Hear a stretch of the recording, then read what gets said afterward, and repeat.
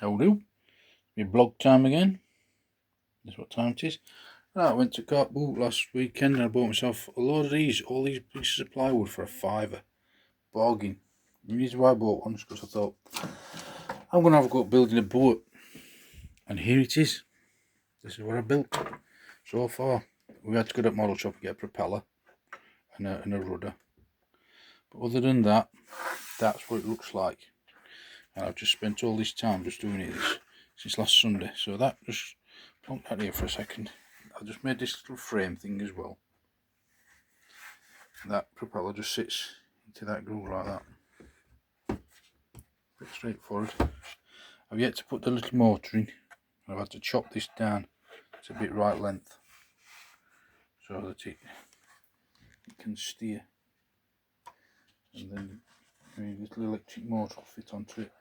And there's a story about this boat, why I built it, because when I lived on the manor, there was a kid on Queen Mary Road, and his father built him a wooden boat, and I swapped it from him for a little motorcycle I bought in Spain that I used to have a little Fonzie rally on, and he liked it. And I liked his boat basically, and it comes down to me swapping my boat for his boat for my little motorcycle, because he was right into motorcycles. So I thought I'd build that again because I enjoyed that. Unfortunately, his one got chucked away a long time ago because it weren't big enough for all RC stuff in it. Because his dad had made it so small, that little tube with propeller on was made out of a pen.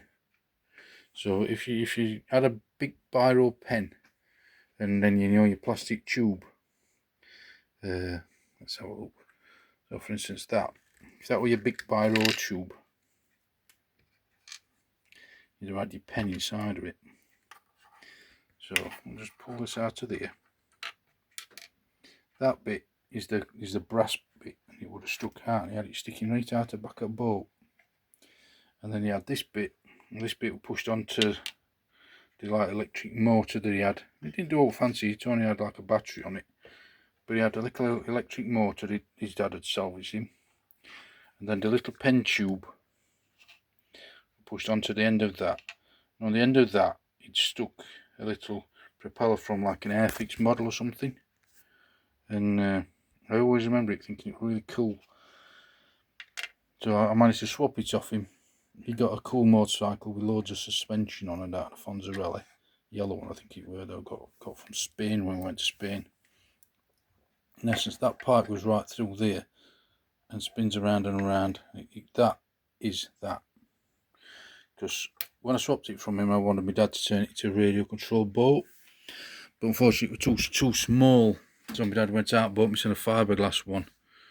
And it was fantastic, and we sailed it out River Ross in Great Britain. I got a petrol engine for it, but we never used it with petrol engine. It ended up having a electric motor in from a car fan. So the fan at the front of a car that keeps your water cool on your radiator, you had one of them sorts of fans, and it was attached to that particular type of them sort of shafts.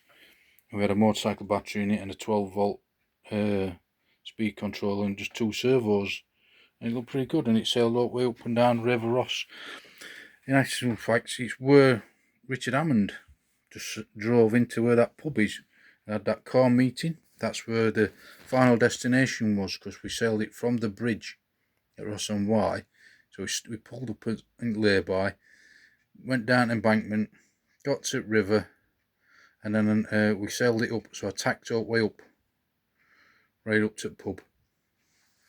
And then my mum and dad had a pint and I had a shandy, and then I sailed it all the way back down to the bridge, and then we got back in the car again. Went back over to my cousin's house because they used to live in Ross. But that was the only time it ever got sailed. But I always remember the one that he'd made, his father had made him, out of wood. So I thought, if he can make one out of wood, then I can make one out of wood. Because I ended up selling that fiberglass one years and years ago. So I thought to myself, can't be that hard, you know.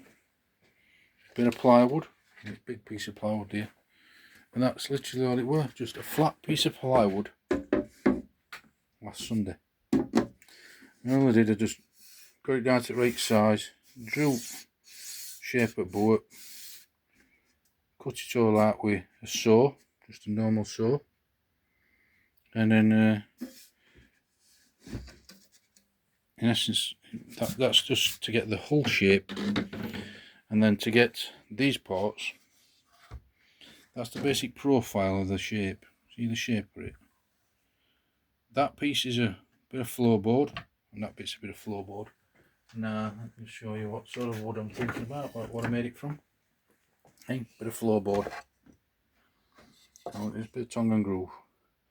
So all you do is you cut the groove off, you cut the tongue off, then you've got a nice solid rectangular piece of wood. And you stand it on top of your boat, and then you put like a, go to the centre, so you mark it off and off.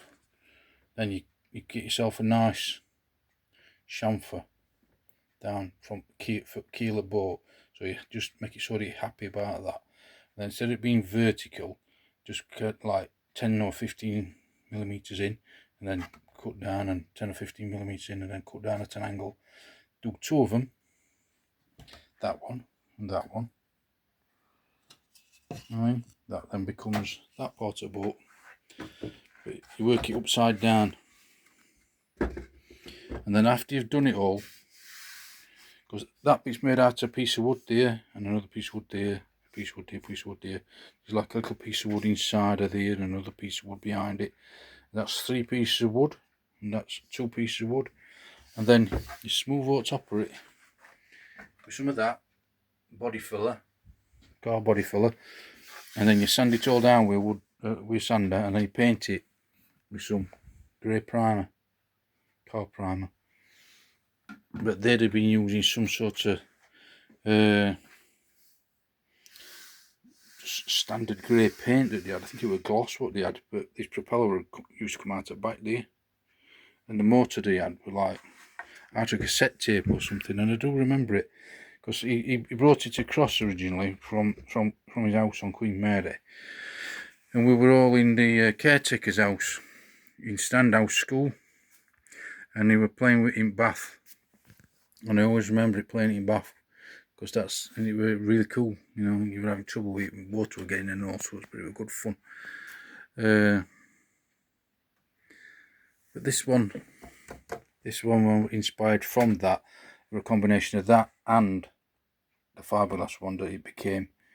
So the fiberglass one, I got a brown keel at the bottom, and it were all like white at top, all made out of gel coat stuff, very like a big bath, and it got a secret area at front that were all waterproof, so that would keep it floating. So if it sunk, it'd float up like that and bob around, because it wouldn't, you know, it wouldn't sink unless it damaged front end. And I got my petrol engine there, and I got a tube that went out, and then we got a little pipe just there, which was in front of propeller.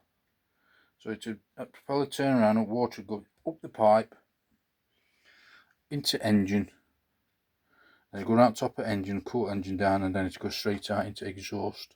And then we had a fuel tank somewhere much bigger than this one. So this one's just my little toy one. I'm going to make it electric, and it does float. So I've tried it in my swimming pool out there, and it floats really well. So I just thought to do a little blog, show you what it were, because when that's on there, I've got to finish making that part that goes on top. So I'll probably put some sort of draft extruder or something around that, and then that'll go down there somehow. And then probably put some torpedoes on either side of it, because, you know, just turn that and cut that in half and shape them into like a torpedo or something on the side of the boat, paint it all up. And generally speaking, just put a lid on it or somehow, like, you know, just so that it looks interesting, with a little bit of back with ladders or something on it, just so that it looks good. Just go with my little radio control gears that I've just got my hands on. I'm not going mad.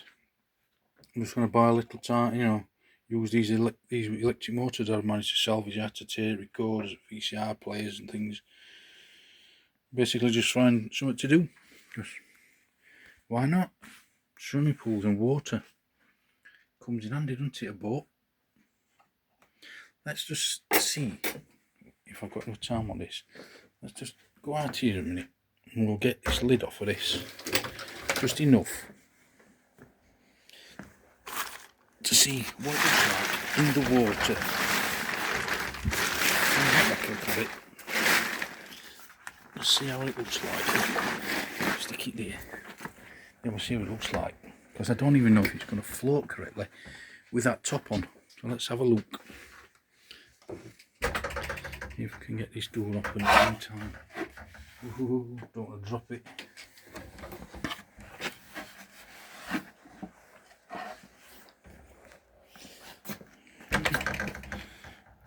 Let's get this piece of wood in. So, one bolt into the water. Get it working. And one lid. Is it going to capsize? No. It's working. Get that, a boat. And it was less than a £5 for all that wood. So I got all of that wood for less than a £5. No, it was a £5 actually. Yeah, all that wood were a £5 because it was 50p each sheet. And then however much it cost me for propellers and rudder. And that's what it looks like on the inside. So when I finish putting it together, it'll look alright with me extremely cheap radio controlled stuff that I've got. Is it gonna capsize at all? Nope. Doing alright. I was thinking about all them times that we've gone to seaside and that, when you put your pound into that machine and then you steer them around in that little chamber, you know, because there's usually an arcadey type of place that's got them, and they never seem to go where you want them to go, but they bob around, don't they? They look pretty good. I'm thinking Spanish galleons and all sorts of stuff. But when I started building it, just added that stuff. So £5 for all of them. I've cut them down as well, so this is actually not bought for a boat, just a boat. It's bought for these parts on here, and it's going to go on end of that, and it's going to make it all look square and tidy. So it does work. It floats. It's still waterproof. Yeah, something on the top at the moment.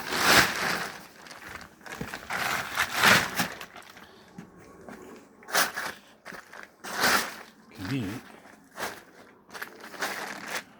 Be up there somewhere. Either way, that's where I built it. And it all goes to them kids. And the kids that were used to live in the school, in the caretaker school on Queen Mary at Standhouse, it was a period of time when they'd gone to the old Tiswas TV thing, you know, with the Phantom Pie-Flinger. I don't know if anybody remembers the Phantom Pie-Flinger, because they were showing us family videos of the sends that they taped, and I remember that. Remember their bloody Alsatians savaging me, biting me. Sort of made us fall out with one another. Unfortunately, lads, I can't remember your chuffing name, but I do remember his dad making a really lovely boat. It was like having a good time with in Bath with 2 or 3 or 4 of us in total. I can't remember who were there, but I do remember seeing. Yeah, that's the first time I'd seen it. And then it all got bashed in and that, didn't it? And then it was that period of time when I swapped it from him, when it was all broken. So I tried to bring it back to life by getting my dad to fix it, but unfortunately he weren't able to fix it. He weren't able to turn it into a radio control thing that I was hoping for. And by the time all that had done, Hazel's Park had done away with the boating lake. But thanks to him and his dad, whoever he was, can't remember his name. Live a couple of doors away from Arms House where that big tree were. Yeah, inspired me to I'm going to go up building one for me and my family. There you go. Not fiberglass this time. Wood and body filler and grey primer. Now I've just got to work out what fancy gubbins foot top off. And that's about it. And that's what time it is. And it's August now. Let me just see what date it is. Remember my father's passed away not so long back. They still haven't cremated his body yet. It's one of those funeral parlour things that does it where you don't actually have a funeral. So my mother's not been in touch with me yet to say, oh, your dad's been cremated now. We've been over and we've signed his, confirmed his death, and we've been downtown and paid what we had to pay, looked at what we had to look at. But apparently there's a massive waiting list to get dead people cremated these days. So my dad's like on ice somewhere, probably going green. Not a very nice thought knowing that that's the way it's gone. So just thought I'd warn you. I was thinking back, it was my dad that made it for me. It's got this on it, it's got one of them sort of things. And it was me thinking back to olden days, when my dad sat there in his chair, looking out at the door, waiting for some sort of work to come along, and me and my mates fanning around outside, either on his BMXs or something. I was just thinking back and thought, that was a good point in my life now, but I can't remember your name. But I remember the experience of playing with a boat that your dad made. So now I've made a boat. Hopefully my lad will be able to play with it in Bath and have a laugh with it. But at the moment he just sat in his bedroom on the goddamn PlayStation. He's taking all that joy out of playing. So 13-year-old at the moment, stuck on fucking games console. That it's a good games console. And games are good, but no friends call. Nothing. It's really crap. So God knows what society's doing to us. It really is fucking garbage, I tell you. Me personally, I'd have stuck with PlayStation 3, but his mother wanted that. At the moment we're thinking about what to buy him for his birthday and for Christmas. And one thing I can say is I'm going to continue pottering around with this. Probably drill some holes in it and put some wire in. And bang some brass nails in or something. Put some wire around it and solder them.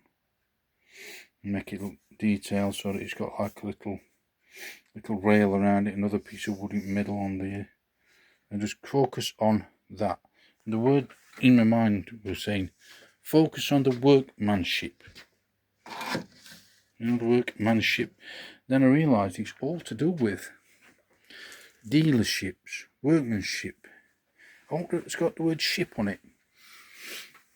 Just when I flipped it upside down and I was building it, then I realised those chaps at opposite side of the road are having loft conversions done. In essence, that is one side of the roof, and that's one side of the roof, and they've took it off and they've sort of turned it into, so that's like one side of the roof. That's your dormer window conversion with flat roof on it. You know what I mean? Flat roof, and then you've got your windows there on roof. I've seen from elevation from one side, so there's your gable end and it goes up. It would have gone down, but now it extends out. And I weren't thinking of you at the time, but when it did dawn on me when I was building a boat, I thought, we're having that sort of work done when he was back on manor. When his dad were making him a boat. Who knows?